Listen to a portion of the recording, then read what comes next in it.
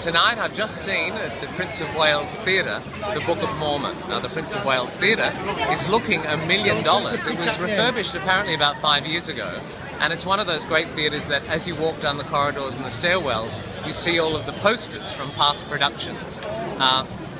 The Book of Mormon is a great show. It's not quite what I expected, it's much better. It was brought to us by the talented writers and producers of South Park.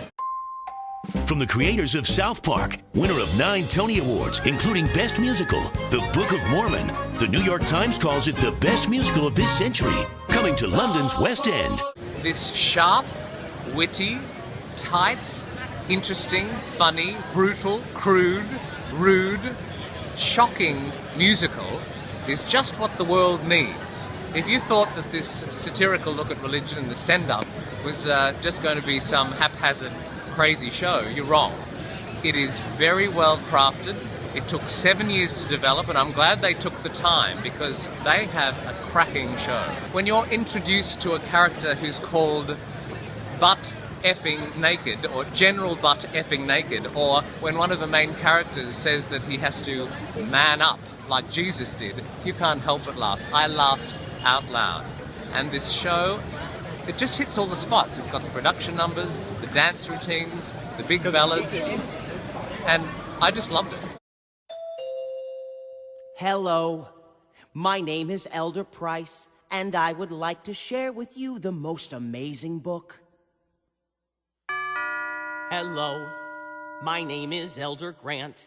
It's a book about America a long, long time ago. It has so many awesome parts, you simply won't believe how much this book can change your life. You know, to be honest, when I was actually heading to the theatre tonight, I really didn't know what the makeup of the audience would be. It's intriguing.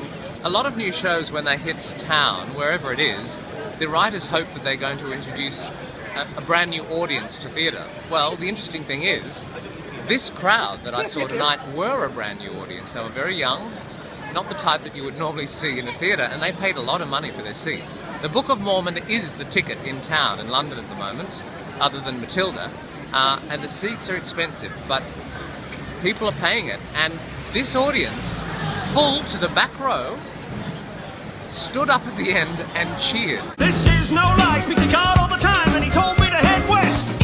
So I'll take my part 3 from the hill with the tree. Feel free if you'd like to come along with me to the promised land. The Promised Land? Paradise on the west coast, nothing but fruit and fields as far as the eye can see. Have you heard of the All-American Prophet?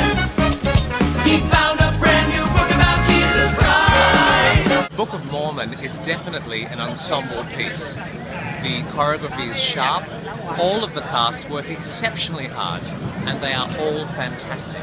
But I have to say that the lead characters, Gavin Creel and Jared Gertner, they stand out, they are fantastic, and the singing is beautiful, and the acting is great, and they know comedy.